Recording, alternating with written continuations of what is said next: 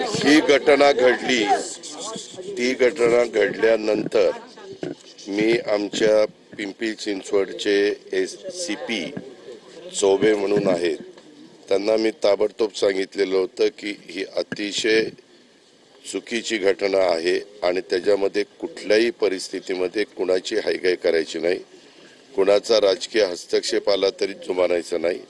ह्यामध्ये त्या मुलीला ज्या पद्धतीनं यांनी छळलेलं आहे त्या सगळ्या गोष्टी जे कोणी संबंधित असतील त्यांना ताबडतोब पकडलं गेलं पाहिजे। त्याच्यात पोलिसांनी त्यांच्या म्हणजे सासूला, म्हणजे वैष्णवीच्या सासूला, वैष्णवीच्या नंदेला, वैष्णवीच्या एका धीराला, नवऱ्याला, ह्या सगळ्यांना पकडल्यानंतर त्यांचे सासरे आणि एक दीर हे सापडत नव्हते।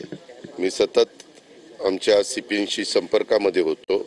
मला काही कार्यकर्त्यांनी इथं अनिलराव कसपटे जे वैष्णवीचे वडील आहेत त्यांच्याकडे येऊन त्यांच्याबरोबर पण संभाषण करून दिलं।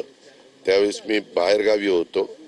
मी त्यांना सांगितलं की मी कोल्हापूरहून संध्याकाळी आज येणार आहे, मी आल्यावर तुम्हाला भेटायला येतो, तुम्ही मनमोकळेपणाने तुम्ही असाल, तुमचे मिसेस असतील किंवा तुमच्या घरातले जे कोणी सहकारी असतील त्यांनी मला स्पष्टपणे काही गोष्टी सांगाव्यात। येताना मी CPंना पण सांगतो तिथे यायला, जे तपास करतायत त्यांनाही तिथं बोलवतो। अजून काही वेगवेगळ्या पद्धतीची माहिती असेल तर ती पण दिली गेली पाहिजे।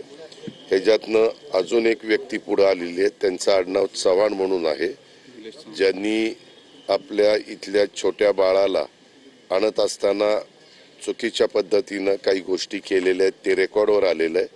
त्यांच्याबद्दल पण टीम पाठवल्यात। काल टीम पहिल्या 3 होत्या, आम्ही वाढवायला सांगितल्या। वाढवल्यानंतर CPंनी सांगितलं होतं सगळ्या टीमलाच की आज जर ते मिळाले नाही तर मग म्हणले ज्या काही पुढच्या गोष्टी करायच्या ते मला नाईलाजास्तव कराव्या लागतील।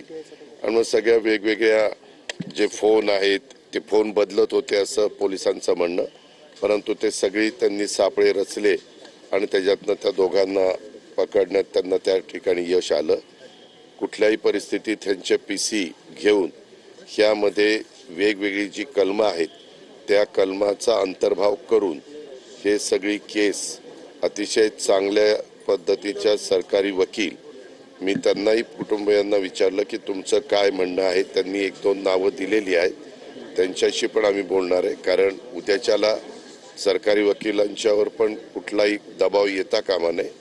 आणि